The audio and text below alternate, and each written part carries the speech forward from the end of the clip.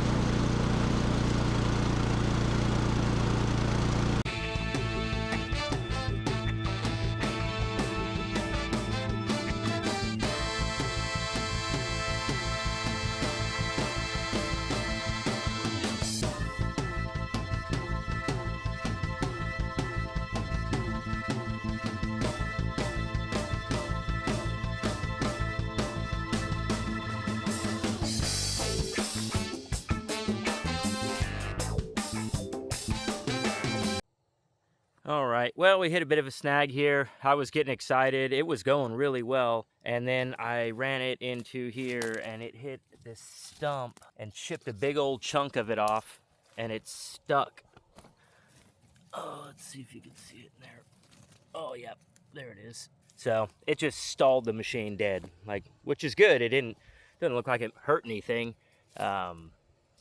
Just got to get that piece of wood out. And one more thing, I did manage to chip this rock right here, or this piece of cement with my flails. That's not good. Pretty challenging. Up here is just full of cement.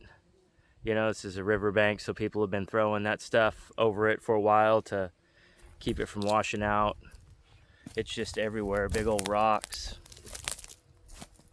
I'm all out of time today, but I'm really happy with this machine's ability to climb these slopes.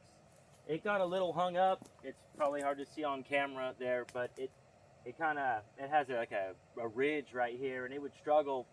But I was able to just drive up and around and then work this area going flat. And it worked pretty good until I hit that piece of cement and that stump that ended up stalling out the machine. But all in all, pretty good lawnmower. Today, that little lawnmower honestly surprised me, and I'm looking forward to putting it to the test at some of these other areas around this river site. Hopefully, I can get some of this cleaned up before summer and make the river a lot more usable again.